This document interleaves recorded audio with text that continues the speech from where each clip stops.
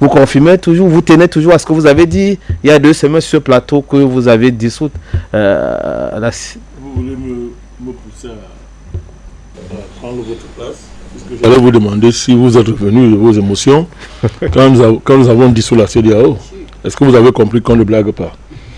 C'est vous le modérateur. Hein? Oui, président. Mais votre question m'amène à vous retourner la question. Oui, bien entendu, parce que voilà, visiblement, on a l'impression que les faits semblent vous donner raison dans la mesure, tout en sachant, je nuance un peu, la CEDEAO vit toujours, elle est toujours là.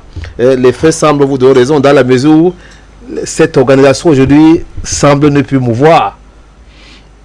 Nous maintenons la dissolution de la CEDEAO. Nous ne parlons pas 2 fois quand nous disons ces choses-là. Vous allez voir, vous demandez que vous croyez que je m'amuse. Pour nous, c'est une organisation dissoute. Elle va aller de tribulation à tribulation jusqu'à ce qu'elle disparaisse du paysage historique de l'Afrique et de la sous-région. Dites-moi comment elle va se remettre de cette crise. Dites-moi comment elle va se remettre de cette crise. Qu'elle intervienne, elle est déjà morte. Elle n'intervient pas, elle est morte. Nous avons dissous la CEDEAO. C'est quoi ce truc? Qui a d'abord créé ça?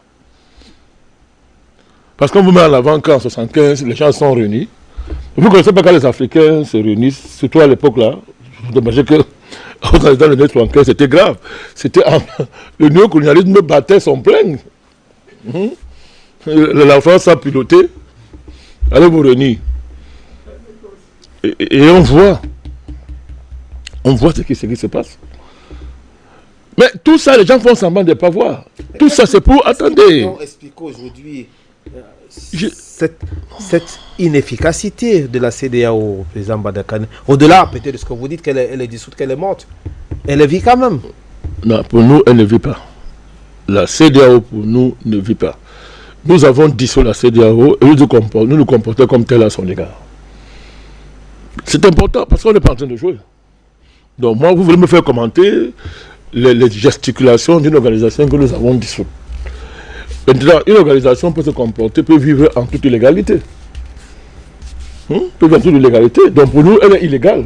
Donc tout ce qu'elle fait là, c'est de l'illégalité. Aujourd'hui, elle est illégale. C'est la continuité. Peut-être que nous l'avons dissoute, elle n'existe plus. Nous l'avons dissoute. Donc pour nous, nous ne considérons pas que la CEDEAO existe. Et vous allez voir ça. Vous le voyez d'ailleurs. Vous le voyez d'ailleurs, parce que c'est elle qui tous les jours dit, tout le monde va aller intervenir, elle n'intervient pas. Quelle est la crédibilité de l'organisation qui donne les ultimatas, elle ne les respecte pas. Mais la dernière réunion de ce soi-disant états-major là, ça le boucher c'est quoi?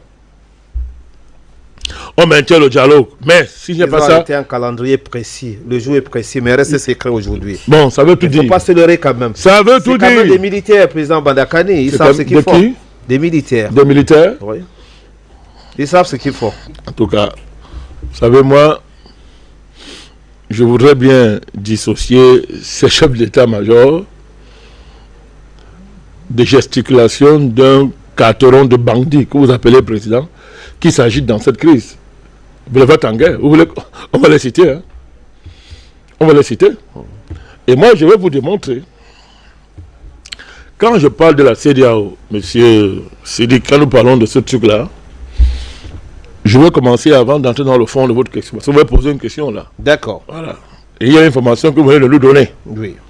Ce n'est pas un jeu. J'y reviendrai. Parce que c'est ça qui, pour moi, depuis l'assassin de Boko, nous on est depuis. Hein.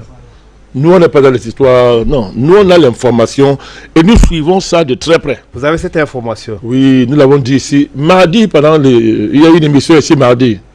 Édition spéciale. Édition spéciale. Je l'ai dit. Je reviendrai. Je l'ai dit. Mardi, j'étais ici. Je l'ai dit sur ce plateau. Nous, on n'est pas en retard là.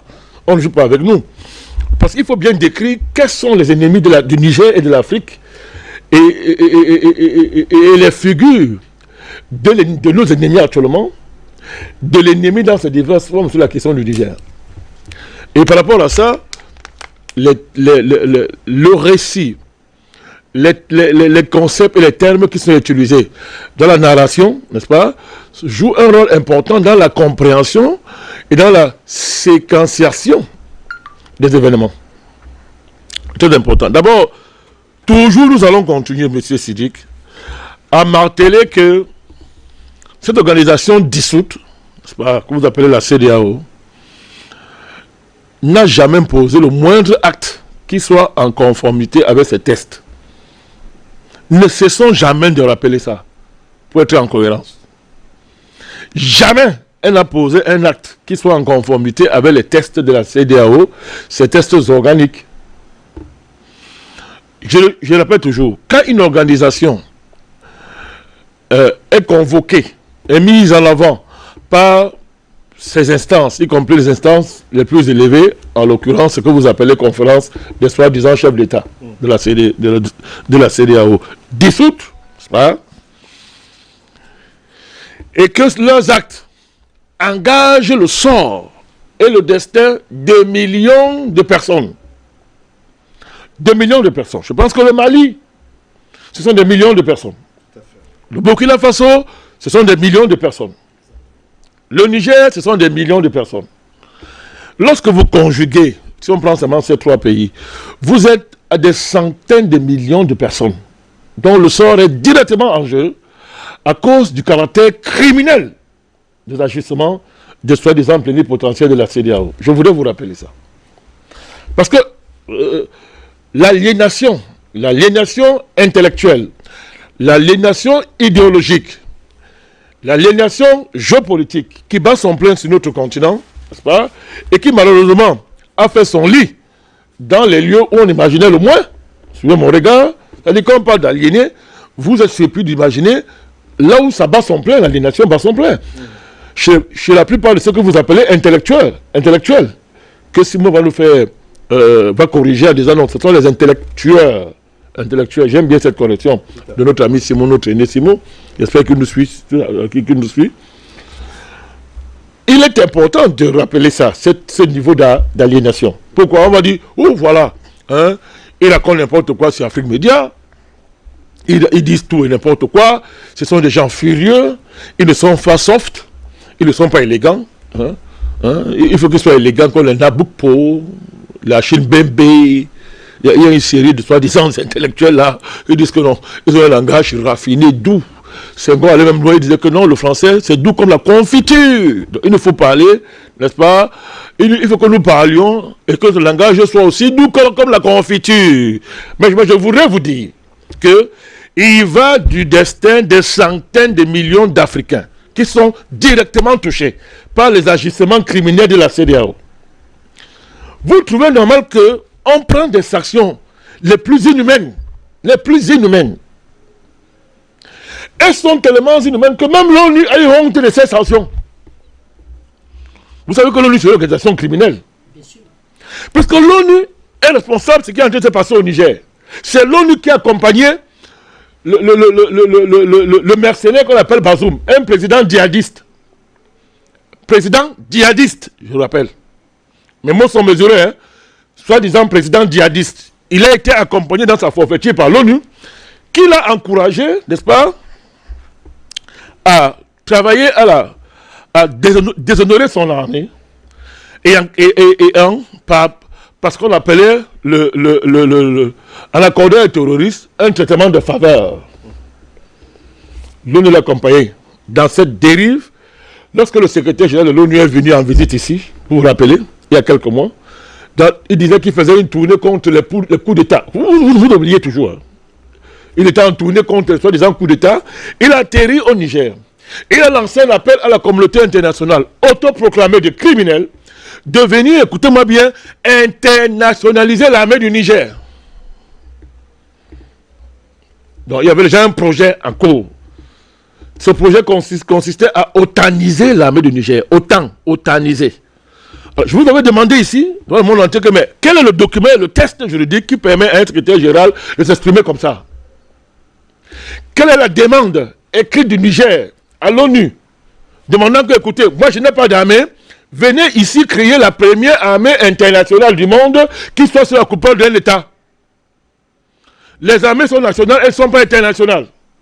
Quand on veut créer, des forces armées internationales, les États donnent des troupes dans un cadre juridique bien bien définie, bien structurée, bien encadrée. Le secrétaire général de l'ONU, il est encore là. C'est lui qui est venu se mettre là au Niger, il a dit ça. À l'époque, Bazoum n'a rien dit. Bazoum n'a rien dit. Il a fermé sa bouche. Il n'a rien dit. Je vous avais interpellé ici. Donc, je répète, je vais encore reprendre ça. Vous les Africains là, vous demandez de fermer notre bouche lorsque un carteron de soi-disant président, n'obéissant à aucun test, ni à la constitution de leur pays, j'y reviendrai. Monsieur, j'y reviendrai. Ça, c'est nouveau, ça. J'y reviendrai. Écoutez bien, ni aux constitutions respectives de leur pays, ni à la constitution de la CEDEAO, dans les deux tests fondateurs de la CEDEAO, le test fondateur du départ et le protocole additif, il n'y a aucun article de ces différents tests qui leur donne le droit de se réunir et de sanctionner un État membre. Je voudrais vous rappeler, le Niger est un État membre. Il y en a 15. Mais si tel est le cas, président Badakani, la CEDEAO compte sur quoi? Se base sur quoi? Non, vous allez constatons d'abord la forfaiture. Il faut d'abord constater cette forfaiture. Parce qu'il y a des conséquences à tirer là, monsieur. Il y a des conséquences à tirer.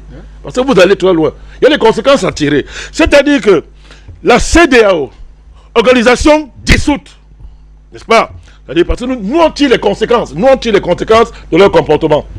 Qui ne peut pas brandir le moindre article des tests communautaires là, le moindre article, pour justifier son intervention, décide de tuer les Nigériens, de les tuer. Parce que ces sanctions dépassent un ensemble de bombes larguées sur le peuple du Niger. Il est mieux de larguer des bombes militaires sur le peuple que de le sanctionner comme ça. Décide de tuer le Niger. Les Nigériens ont fait quoi à la CEDEAO, monsieur? Je vous pose la question. Qu'est-ce que les Nigériens ont fait à la CEDEAO? Le Niger a quel problème avec la CEDEAO? Je vous dis, qu'est-ce que le peuple du Niger a fait à la CEDEAO? Hier, c'était le Mali. Hier, c'était le Mali et les Maliens. Hier, c'était le Burkina Faso et les Burkinabés. Aujourd'hui, c'est le Niger. Les Africains ont laissé faire, on n'a rien dit. Qu'est-ce que les Nigériens ont fait à la CEDEAO pour mériter ça? Au point où on veut interdire les médicaments. C'est un crime contre l'humanité. C'est un crime contre l'humanité. La CEDEAO est passible de crimes contre l'humanité.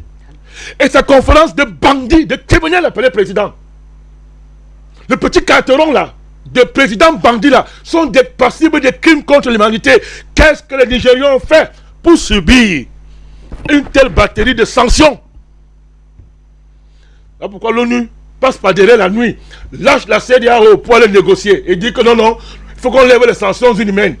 Voilà pourquoi l'ONU est en train de lâcher la CEDEAO, monsieur Chilik. Vous me posez la question, je vous réponds. Voilà pourquoi l'ONU est en train de lâcher la CEDEAO. L'ONU m'a dit par un autre voyou qui sa hiérarchie là. Pour dire que non, non, maintenant c'est officiel. L'ONU dit, nous, il faut négocier avec la... Il faut négocier avec les nouvelles autorités, du pays. Nous, on ne parle pas de jeunes. C'est un langage criminel réservé aux petits criminels de l'Élysée. Ennemi du continent africain, ennemi des Nigériens, ennemi des Maliens, notre ennemi commun, c'est M. Macron. Tous les Africains doivent le traiter, c'est notre ennemi. Il faut le traiter comme tel. On va y arriver, on va pas à pas. On tire les conséquences. Donc, à partir du moment où le Niger et les Nigériens n'ont rien fait à la CEDEAO, n'ont rien fait à la CEDEAO, à partir du moment où le Mali n'avait rien fait à cette organisation, à ce gang, c'est un gang. J'y arrive, docteur Basileki. C'est un gang. À partir du moment où le Niger n'avait rien fait à ce gang, à partir du moment où le Mali n'a rien fait à ce gang, le Burkina n'a rien fait à ce gang. Écoutez, chers panélistes, ceux du plateau central ici et mes frères qui sont de l'autre côté en zone. Tout à fait. La question est celle-ci, mais qu'est-ce qu'on fait? Qu'est-ce que nous faisons? Mais on tire les conséquences. Les conséquences, c'est que nous, les Africains, sommes en guerre contre le carteron de présidents, de bandits appelés présidents, qui, au nom de la CEDEAO, ont décidé de déclarer la guerre au peuple du Niger qui n'a rien fait. Et au Mali qui n'a rien fait et qu'on soit. Nous sommes en guerre contre ces gens d'abord. Ce n'est pas la guerre du Niger. Il faut qu'on soit sérieux là. C'est une guerre qu'on nous a déclarée. Nous sommes en guerre contre ce président. Les conséquences sont... Je vais aboutir les conséquences. Hein. Vous en prie, à partir du moment où nous savons qu'il n'y a aucun test sur lequel ils se sont appuyés, la question maintenant arrive, vous, il compte aussi quoi? Non, on vous répond. Le vrai commandeur de CEDEAO, on le connaît maintenant, c'est le petit garçon de l'Élysée. Le petit fumeur de chambre de l'Élysée. On ne va pas aller quand même à ce niveau-là. Je vous en prie. Ouais, il a commencé. Non, on va pas quand même... On va pas... de l'Élysée. Bon, il ne filme pas le champ. Non, président Badakane. Dis ce petit ange. Je voudrais... Nous avons des milliers de téléspectateurs qui nous regardent avec beaucoup de confiance à travers le monde entier. Je pense qu'on peut... Dans mes propos, enlève la confiance. Non, je n'ai pas dit ça, président Badakane. Je pense qu'on peut... Votre problème, c'est quoi? Autrement. Vous voulez protéger Macron, pourquoi? Moi, je ne fais que dire ce qu'il fait. On n'a rien fait. Vous m'interrompez. Alors que je suis en train de vous dire que M. Macron complote nuit et jour pour tuer les Africains et tuer les Nigériens, les Africains par centaines de millions. Votre information, là, vous l'avez lu, non? C'est une dépêche, hein? C'est une information relayée par... Mais qu'est-ce qu'on fait? On la jette? On la déchire? Pourquoi vous nous informez? Pourquoi vous nous informez alors? Bon, M. Macron s'est réuni à l'Élysée avec le petit criminel ivoirien là. C'est-à-dire cette racaille. Nous demandons tous les jours ce qu'on a fait à l'histoire et au bon Dieu pour envoyer un type comme ça parmi nous, Ouattara. On se demande ce qu'on a fait pour mériter. Mais dans l'histoire, même les anges déchus s'incarnent et viennent habiter dans les nations. Je répète, dans l'histoire, les anges déchus s'incarnent et viennent habiter les nations et font des gaffes. Et les humains sont stupéfaits de voir leur comportement. C'est une réflexion métaphysique de haut niveau qui permet de comprendre que vous avez affaire à un ange déchu. M. Ouattara n'a rien d'humain. Tout ce qu'il fait ressemble exactement à ce que font les anges déchus, les démons. Je vous pose la question, pourquoi M. Macron s'est réuni avec M. Ouattara à l'Élysée pour décider du sort des Africains, engagés des guerres. Et on n'est pas la première guerre. M. Macron fait la guerre au Mali. Il fait la guerre au Burkina Faso. Il fait la guerre au Niger. Il fait la guerre à l'Afrique matin, midi, soir. Je dis bien matin, midi, soir. Et quand je parle que c'est un fumeur de chanvre, vous me dites que non, il fait trop poli. De tels agissements-là sont caractéristiques de quoi? Ou bien qu'un homme normal peut décider de faire la guerre aux gens qui ne lui ont rien fait, qui ne lui ont absolument rien fait. Qu'est-ce que les Africains font à M. Macron pour qu'il passe son temps à faire la guerre contre nous? Mais répondez-moi. Qu'est-ce que les Africains font à M. Macron pour qu'il déporte une ville militaire de près de 5000 personnes avec toute une machinerie, n'est-ce pas, une logistique de guerre, venir l'implanter au Sahel et qui organise, n'est-ce pas, qui met le feu sur le continent? Demandez-moi, on lui a fait quoi? Il n'y a qu'en Afrique où vous, les Africains, vous appelez un tel monsieur président. Il n'y a qu'en Afrique que vous estimez que celui-là, sa santé mentale est parfaite. Ailleurs, on va l'appeler prédateur. On va l'appeler criminel. On va l'appeler colon. On va l'appeler ennemi. Et on lui fait la guerre. Par tous les moyens. Par tous les moyens, monsieur. Ah oui, par tous les moyens. Mais vous n'avez qu'à voir les éléments descriptifs qui ont été utilisés par Joe Biden, par M. Macron et tout le reste là, pour qualifier M. Poutine. Vous avez oublié? Mais je peux vous rappeler le lexique qui a été utilisé par Joe Biden. Boucher, buveur de sang, criminel. C'est ainsi que Joe Biden qualifiait M. Poutine, défendant d'après lui l'Ukraine, qui serait victime de M. Poutine. Et vous n'allez pas faire comme lui, président Badakane? Je ne fais pas comme lui. Oui, si c'était le cas. Je ne fais pas comme lui. Faire comme lui, c'est vrai. Vous pouvez choisir de ne pas appeler aussi, utiliser le mot boucher et autres, non? Non, la référence avec moi, Joe Biden, c'est que Joe Biden ment. Parce qu'il attribue à M. Poutine ce qu'il est lui. Et les faits sont là pour le démontrer. Est-ce que moi je mens? C'est la question. C'est pas la question. Parce que vous, si vous attrapez un voleur chez vous la nuit, en train de venir détruire votre fenêtre pour entrer chez vous, vous allez l'appeler quoi? Vous allez appeler envoyé de Dieu? Vous allez dire que Dieu était béni de m'avoir envoyé, c'est monsieur pour me sauver. Vous allez crier, oh voleur, et vous assurer que le quartier vous entend. pourquoi on vient à votre secours? Parce que vous n'êtes pas un voleur. Qu'est-ce que vous voulez démontrer, président? Qu'il est ce que je suis en train de dire. Monsieur Macron, c'est l'ennemi de l'Afrique et des Africains. C'est un petit criminel. Oui. C'est notre ennemi. Et nous sommes en guerre contre lui. Il n'y a que des gens qui consomment de la drogue pour se comporter comme ça envers un continent et avoir la conscience tranquille. Je peux vous démontrer ce que je dis. Oui, monsieur, je vous le démontre ce que je suis en train de vous dire. Puisque vous croyez que nous sommes en train de jouer. On n'est pas en train de jouer ici.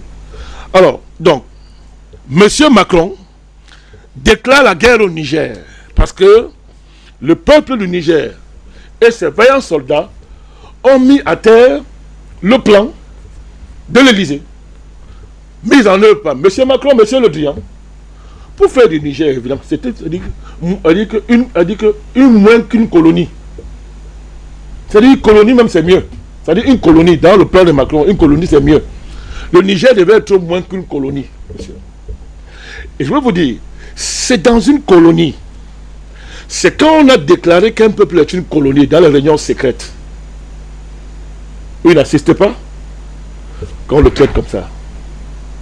Sans aucun test juridique, sans aucune base légale, on le traite comme ça.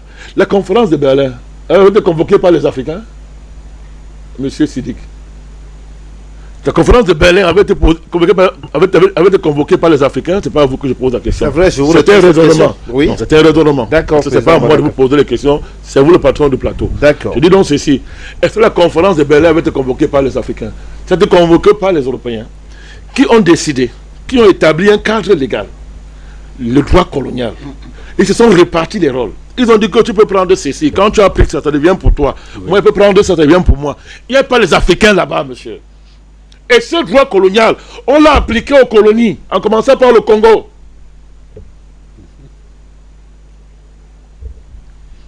Et on l'appliquait aux Congolais. Et vous savez la réaction historique des Congolais et des Africains face à ça?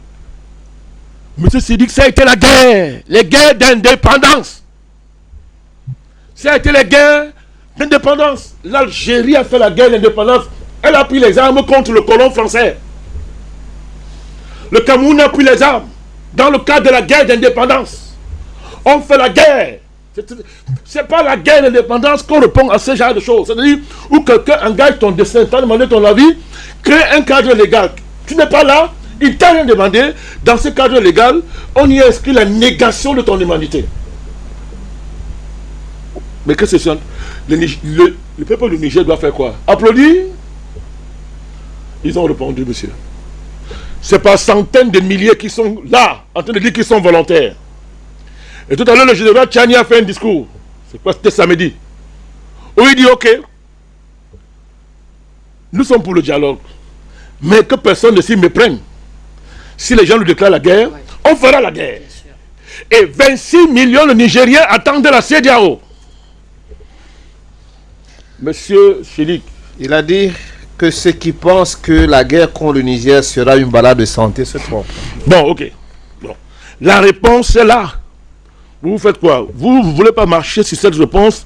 Vous voulez marcher sur les discours, les gesticulations de M. Ouattara, la bande de bandits qui se font appeler président, et leur patron, le petit garçon de l'Élysée. C'est pas? Vous voulez que c'est eux que nous on écoute? Le discours de France 24, de RFI? Non, notre logique est claire. Oui. L'autre conséquence qui découle, monsieur, de tout ce que je viens de dire, à partir du moment où la base de l'action de la CEDEAO est illégale, inhumaine, criminelle, et que nous assistons en plein jour à un crime contre l'humanité perpétré par des voyous qui se font appeler président, qui tuent, violent un peuple en convoquant la restauration de l'ordre constitutionnel. Et c'est ce qui est grave, monsieur. C'est-à-dire que des gens tuent, violent, font des crimes, c'est-à-dire qu'ils sont en train de perpétrer des crimes contre l'humanité sur un peuple en convoquant le retour à l'ordre constitutionnel. Vous comprenez?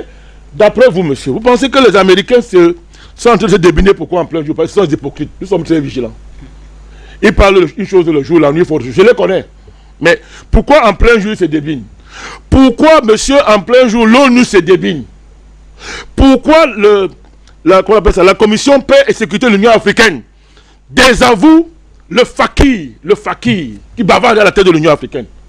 Pourquoi, d'après vous, ils le font? Pourquoi, d'après vous, le Parlement de la CEDEAO désavoue la conférence des présidents? Mais pourquoi? On va répondre à ces questions. Ah, mais moi, je réponds donc. Mais, tirez les conséquences. Pour une fois, là, il se réveille, le Parlement de la CEDEAO, qui dormait depuis des siècles, se réveille. La Commission paix et sécurité, qui dormait depuis, se réveille. Mais pourquoi il se réveille? Parce que toute l'Afrique, monsieur, est en train de vibrer pour une fois au même diapason que mais trop, c'est trop.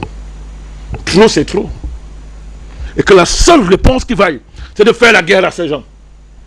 Moi, pourquoi avec Bertrand Tassila, nous avons dit, nous sommes des pacifiques, mais un vrai pacifiste, c'est un guerrier. Bien sûr. Nous sommes prêts à la guerre. Vous voulez la guerre, vous aurez la guerre. Bien sûr. Ah non, c'est terminé. Vous voulez la guerre, vous aurez la guerre. Deuxième conséquence que nous tirons. Les choses sont claires. Moi, je le dis, moi, j'avais dit ici au président, à la transition du Mali, que tout ce que vous faites là, c'est rien. Si vous vous préparez par la faire la guerre à l'OTAN et à M. Ouattara.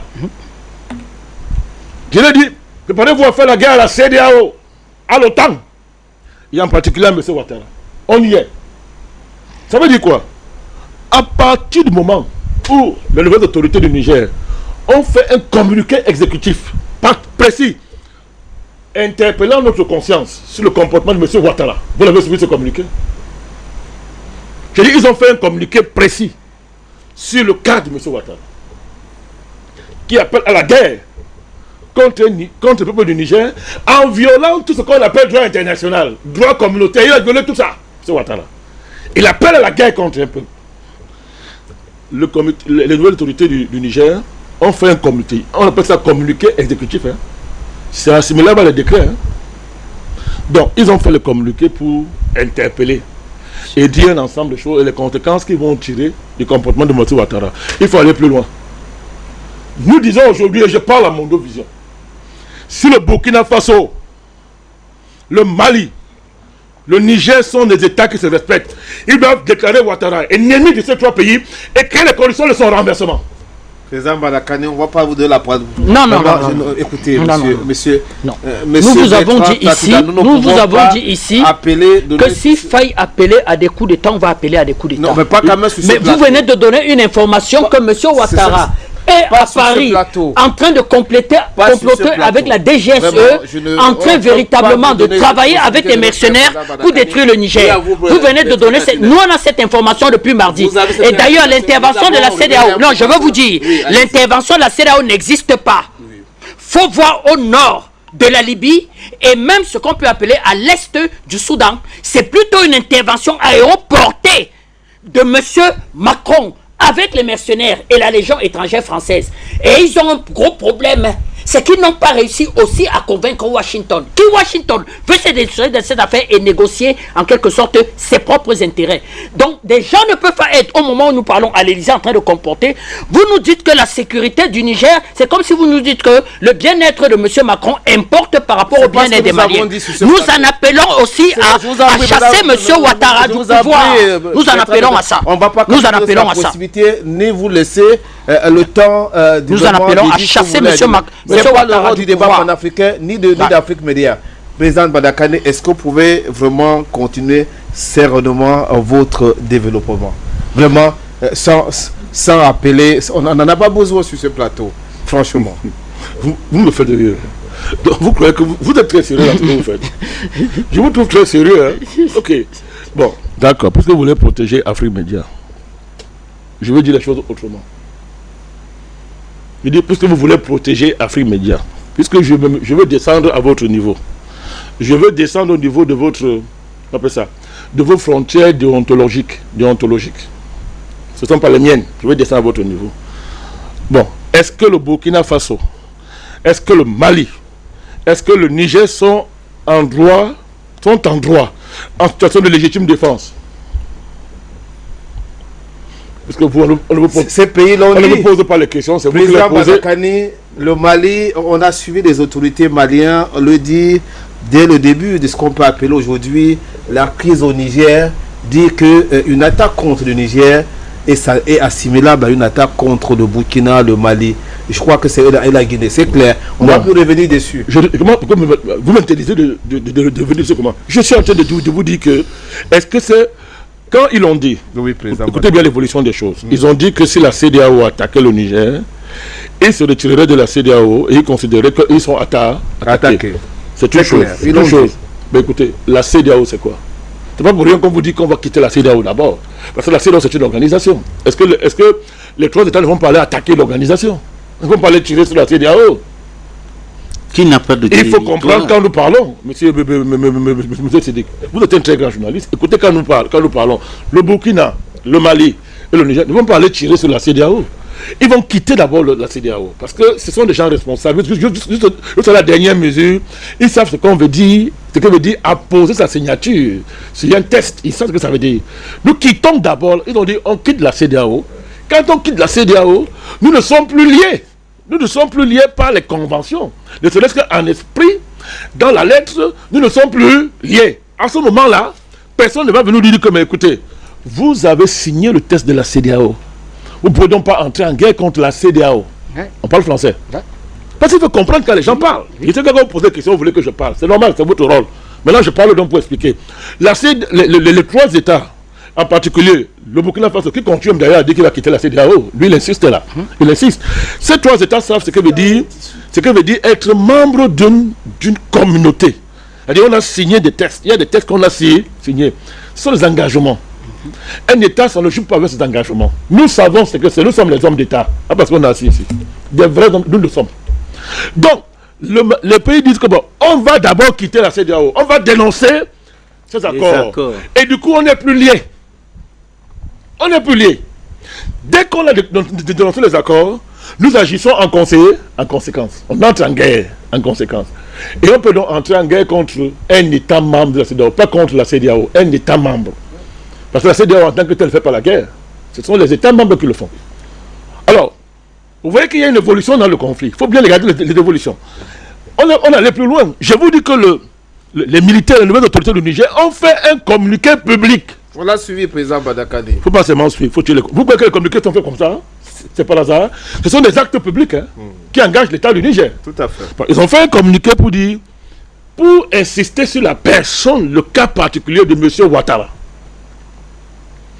Démontrant que les comportements de M. Ouattara ne sont basés sur aucun test international, sur aucun test national, sur aucun droit communautaire. Ne répondent à aucun usage ou coutume ou use des relations entre États. Ils ont dit, lui, il appelle à la guerre au Niger. Il déclare la guerre au Niger. Moi, je pose donc une question. Le Niger croise les bras, il regarde Ouattara le détruire.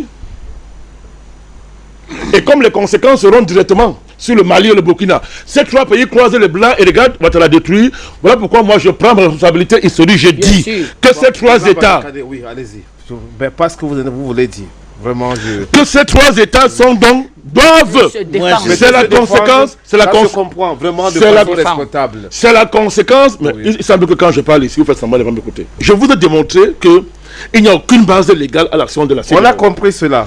Il ne faut pas seulement comprendre, monsieur Chiri. Mais quand on... Oui, docteur, allez-y. Non, je vais dire, la parole.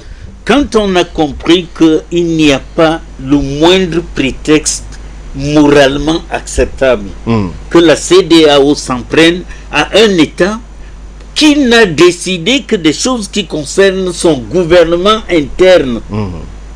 Comment voulez-vous qu'on réagisse? Qu'on sorte son chapelet pour prier? Alors, puisque vous me donnez la parole... Oui, c'est juste une parenthèse, peut-être... Oui, puisque vous me donnez la parole... Un peu de l'eau en 1884... Qui ramollisse un peu votre moulin. En 1884-85, oui, les Européens se sont retrouvés à Berlin et ont décidé, sans consulter le moindre Africain, de nous coloniser, de nous exploiter, de nous esclavagiser, après avoir pratiqué la traite négrière pendant des siècles. Et vous voulez que, encore au 21e siècle, nous sommes en train de terminer le premier quart de ce siècle. Monsieur Ouattara demande à ses sous-préfets d'Afrique. Ces pays-là qui ne m'obéissent pas, détruisez-les. Et on se croise les bras, on dit oui, on va accepter comme on l'a accepté. On n'a pas réussi à détruire le Niger jusqu'à ce jour. Non, s'ils ne l'ont pas fait, c'est parce que nous avons réagi. Très bien. En 1884, personne n'a réagi. Parce qu'on n'était même pas informé. D'accord. Et l'information ne circulait pas comme aujourd'hui. Mais aujourd'hui, nous savons que la France a décidé que son verger éternel, c'est l'Afrique noire. Merci beaucoup, patriarche. Et qu'il faut détruire tout ce qui l'empêche de venir stipendier, voler, je ne sais pas quel terme utiliser, les fruits de ce verger, parce que ce verger n'est pas à lui, il est aux Africains. Eh bien, si les Africains ne se protègent pas, ils auront commis un véritable péché. Un péché, hein, je parle de la religion. Merci, c'est entendu. Maintenant, la vie humaine est sacrée et quiconque méprise ou détruit la vie humaine est un pécheur. Et nous ne pouvons pas laisser cela. Très bien. J'espère qu'au moins on a un peu ajouté un peu de l'eau dans le moulin. Peut-être adouci le moulin du président Badakani. Je ne sais pas si j'ai adouci. Mais vous tenez tellement aux bonnes manières que finalement, on ne peut même plus dire la vérité. Vos bonnes manières, vous avez la chance, hein, parce que Afrique Média, ce n'est pas un État. Si Afrique Média appartenait à un État, il y a belle lurette que la France l'aurait fermé. D'ailleurs, ils nous ont enlevé du bouquet, comment ça s'appelle? On s'en fout de ça. Oui, non. Au moins là-bas, on nous écoutait davantage. On nous écoute là-bas. Donc, ce que je veux dire, Afrique Média, regardez, rassurez-vous, que je veux dire, à travers tout le monde entier. À Matignon, à l'Élysée. Laissez-moi terminer. On est inondé par des messages. Je voudrais terminer, s'il vous plaît. Allez-y.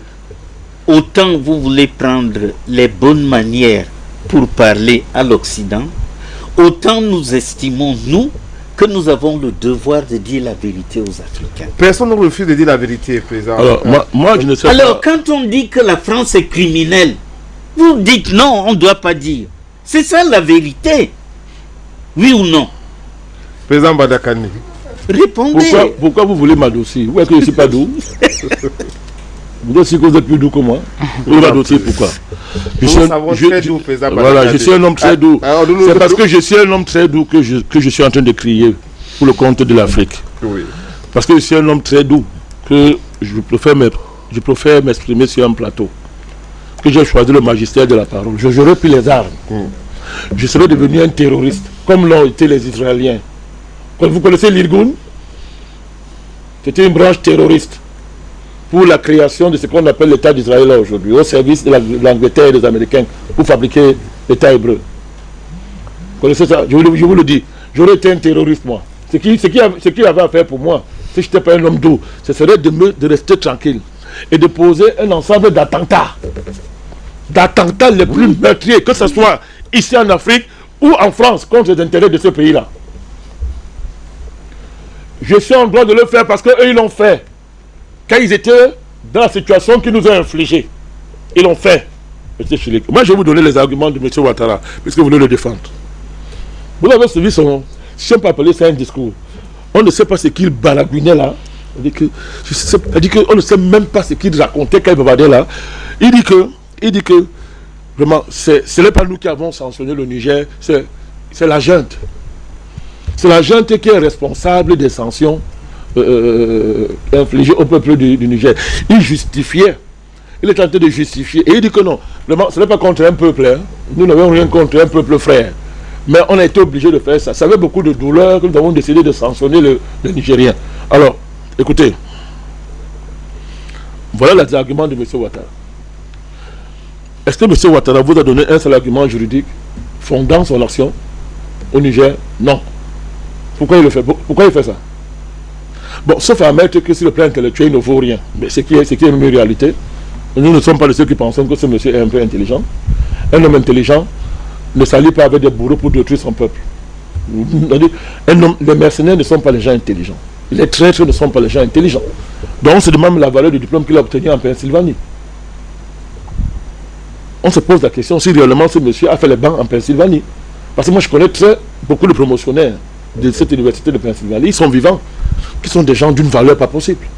Et quand vous causez avec eux, ils vous disent que nous, on se pose les questions. Ils sont vivants, hein, ce que vous dites là est vérifiable. Hein.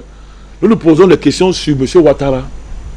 On était à l'université, on se pose des questions. Vous savez qu'il y a des gens qui ont donné les diplômes, cadeau. Il y a des gens pour qui on compose. Il y a des gens pour qui on écrit. Vous voulez un doctorat noir, moi je vous amène là-bas. On sait en France où on fait ça. On sait comment avoir ça. Parce qu'on est en droit de se poser les questions sur la santé intellectuelle de Ouattara, son vrai niveau. Mais c'est pas ça le débat. Les arguments que M. Ouattara a mis en avant, mon cher Chélik, pour justifier ce qu'il a appelé discours la dernière fois. Tout à fait. L'histoire retiendra que voilà, c'est qu'un monsieur, voilà le discours d'un chef d'État. On retiendra ça. Il a sorti une série de fadaises, de mots inqualifiables, mais il ne vous a pas donné, il n'a donné aucun article. Il n'a convoqué aucune base juridique, que ce soit au niveau du droit international, que ce soit au niveau du droit communautaire, que ce soit au niveau de la constitution de la Côte d'Ivoire. Je vous dis tout à l'heure, j'y reviendrai. Il n'a rien convoqué. Il vous a rencontré un pur charabia pour justifier les sanctions. Justifier les sanctions. Or, moi je vous fais une démonstration qui part de l'absence de tests de base juridique à leur action. L'absence de base morale. C'est-à-dire que des chefs d'État, entre guillemets, se réunissent sur leurs propres humeurs et sur l'injonction de l'ennemi de l'Afrique, M. Macron, décident d'attaquer un pays voisin. Écoutez très bien. Écoutez très bien. Ce qu'ils ne doivent pas faire, puisqu'ils sont censés être des présidents, ils savent qu'ils ne peuvent pas attaquer un pays voisin souverain. Parce qu'en retour, eux-mêmes ne peuvent pas accepter qu'on les attaque. Ils vont dire que non, on est un État souverain. Mais à partir du moment où eux-mêmes décident d'attaquer un État, sur la base de la négation du droit, à tout point de vue, ils rompent, M. Sidiki, ils ont rompu le contrat qui me lie à vous, dans le sens où vous pouvez m'interpeller à respecter leur souveraineté, à respecter, n'est-ce pas, la dignité. Ce contrat moral entre moi et vous n'existe plus. Vous basez donc sur quel contrat moral pour me demander de ne pas appeler sur ce plateau au renversement de M. Ouattara? Il y a quel contrat moral qui peut m'amener moi à me retenir pour ne pas appeler au renversement de M. Ouattara? Il n'y en a pas. Lui les a tous violés. Il les a tous violés, M. Sidiki.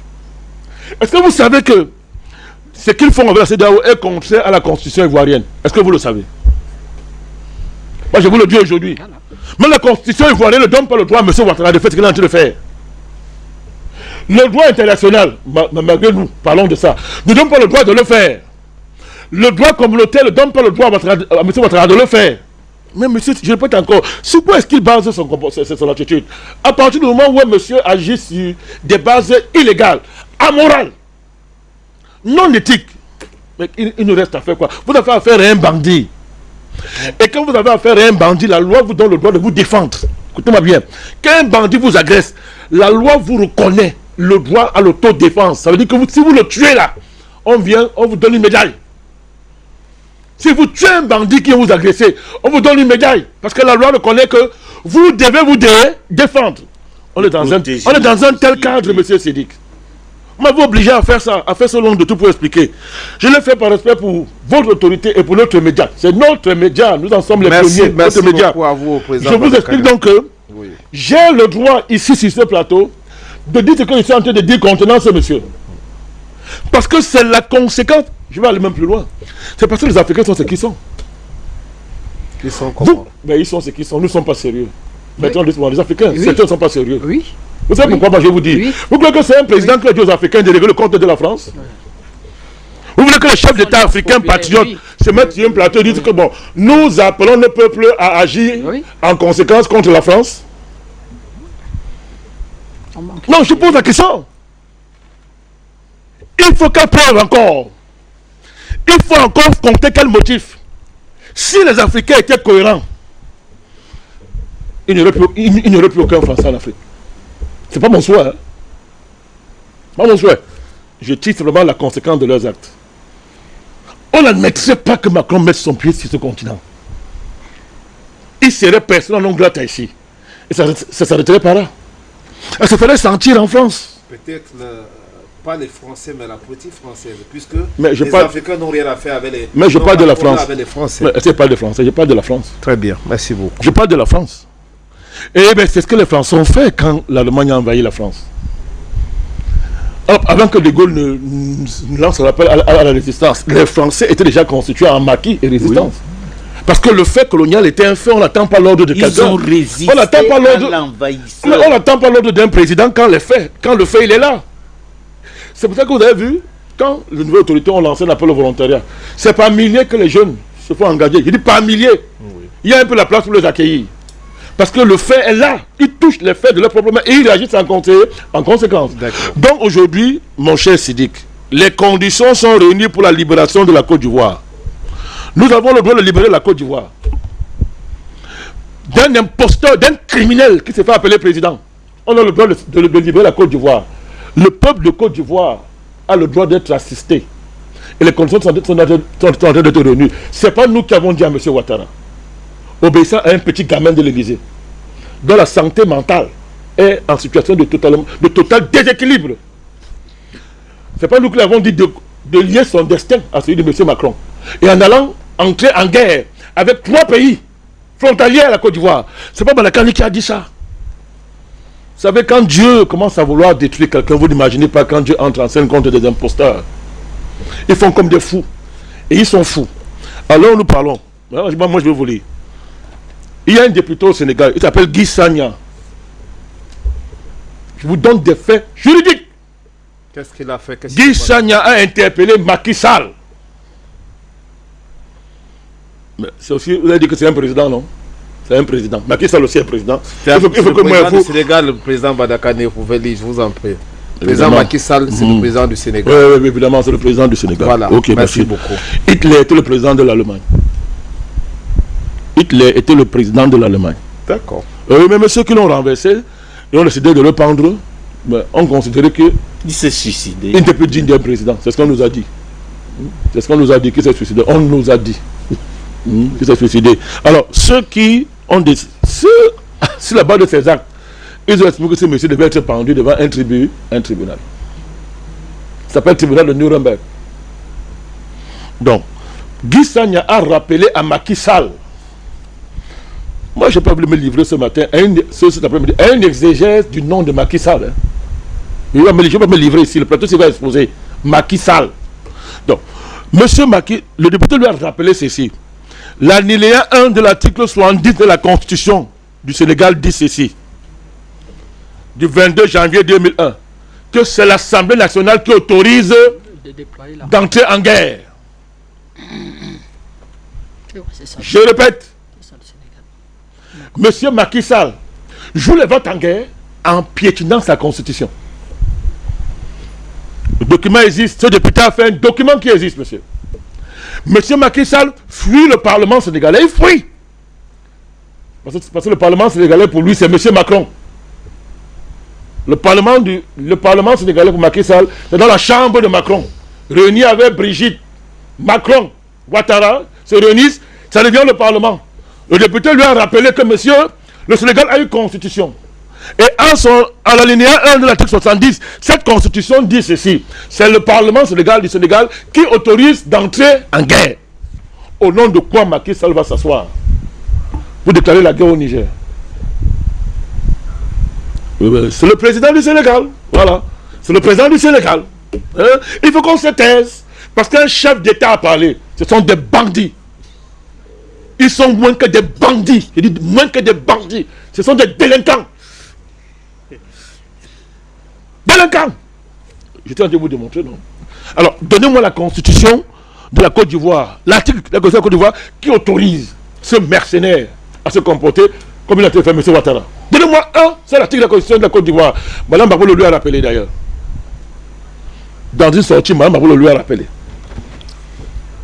Chez lui, vous savez ce qui se passe, non? Dès que vous le contestez, vous mourrez par empoisonnement. À l'heure actuelle, on se pose des questions sur la mort du doyen Conan Bédié. On n'est plus au niveau des questions. Parce que personne ne sait pourquoi Mme Bédié et sa famille sont interdits d'accéder au corps de leur mari, de leur père. Ça, c'est un autre débat, président. Évidemment, mais ça peut être un autre débat. Voilà. C'est un autre débat. C'est un autre débat, président. Non, vous pouvez que dire ça. Je vous dis ça parce que pourquoi? Vous allez comprendre pourquoi ces gens ne veulent pas consulter leur parlement. C'est une question aussi cruciale. Oui. Parce qu'ils savent que personne... Le Nigeria, les sénateurs ont rappelé, il faut aller plus loin. À celui qui fait sa main de dormir, quand tu as des sommets là, que monsieur, si tu franchis la ligne, nous te destituons. Il est en train de reculer. Il danse Tacha Meringue. On va aller plus loin. On va aller plus loin. La CEDEAO compte 15 membres, y compris le Niger. Normalement, veut dire que d'après les tests, les usages, les us et les coutumes de la CEDEAO, je parle français. Tout à fait. Les 14 membres restants, en plus c'est le Niger qui est incriminé. Le Niger est incriminé, on l'a même exclu parce que vous voyez, les gens décident de parler du Niger à l'absence du Niger. C'est-à-dire, ils n'ont même pas daigné considérer que le Niger avait le droit d'être consulté. Que bon, appelons ces gens-ci même. Venez vous expliquer ici. Dis-nous là, vous là. Qu'est-ce qui se passe sur vous là? Vous faites ça pourquoi? Non. C'est ce qu'ils sont en train de faire maintenant, président Badakane. Il y a la diplomatie qui est en train de... parce que la tête n'a pas pu réussir. Non, je vais terminer par ça. Vous voyez que on se comprend très bien. Hein. Vous le dites en souriant. Vous le dites très bien en souriant. Ils ont déclaré qu'ils vont attaquer avant de commencer à dire qu'on fait la diplomatie. Ils avaient arrêté les sanctions. Ils avaient déjà arrêté les sanctions et c'est déjà entré en jeu. Les frontières sont fermées. Monsieur Tinubu a plongé le Niger dans le noir. Il répondra devant l'histoire de cet acte. Monsieur Tinubu du Nigeria répondra devant l'histoire. Pourquoi il a privé ses frères du Niger de l'exister? Il répondra et il porte ça sur sa conscience. C'est une honte. Il répondra. Il dira pourquoi il a fait ça. Il répondra. Alors moi je vous dis, normalement donc, les 14 membres devraient être unanimes pour l'option militaire au Niger. Alors, je vous cite les pays qu'il y en a. 1. Nigeria. 2. Côte d'Ivoire. 3. Sénégal. 4. Bénin. 5. Ghana. 5 sur 14. Ça fait combien? Chacun peut faire le moins de 20%. Mais puisque vous m'empêchez de parler ici. Chacun peut faire le calcul. Vous m'empêchez de parler ici, monsieur. C'est vous qui m'empêchez de parler ici. Vous me dites qu'il faut que je sois doux. Vous voulez m'adoucir. Je vous dis que sur 14 pays, vous avez 5. Docteur Douma, tu es un grand mathématicien. C'est combien le pourcentage? Le tiers. Vous voyez donc environ 30%. Voilà les gens qui sont décidés d'aller faire la guerre au Niger. Et ils interdisent aux membres restants de parler. Ils éteignent la voix des autres membres. Mais ça vous dit rien? Ça vous dit rien? On peut accepter ça? Est-ce qu'on peut accepter ça? Monsieur, je termine avec l'information que vous venez de donner ici. Nous ne disons pas que l'intervention... Ils sont déjà en train d'intervenir. C'est vous qui n'avez... Ils sont en train d'intervenir. Pendant qu'ils distraient les gens avec la fausse diplomatie. Pendant que M. Macron constate qu'on l'a abandonné comme on abandonne un chien errant. Ses partenaires, les Américains, sont leur allié dans les crimes. Les Américains ont fait comme ça, là, comme on dit au quartier. Ils ont viré comme ça. Pendant qu'on fait ça, nous savons que M. Macron est déjà en train de constituer, même pas constituer, de mobiliser son armée rebelle, qui existe depuis, monsieur. Vous avez plus de 50 000 hommes qui constituent l'armée souterraine de la France sur ce continent. Plus de 50 000 hommes qui, de manière informelle, sont encadrés, formés par la France. Elle les envoie partout où elle veut quand c'est nécessaire. À l'heure actuelle, vous ne pensez aussi ce qui se passe au Tchad, avec votre comité du FAC? Le FAC vient de dire qu'elle rompt l'accord de cesser le feu avant l'État tchadien. Vous n'êtes pas au courant? Parce qu'elle estime que l'armée tchadienne a bombardé ses bases. Mais ça fait rire. M. Macron a déclenché la guerre depuis, avec son armée de rebelles, pour pénétrer le sol nigérien. M. Macron. On le sait, ça. Donc ce n'est pas une information pour nous, ça. Nous savons ce qu'il est en train de faire depuis.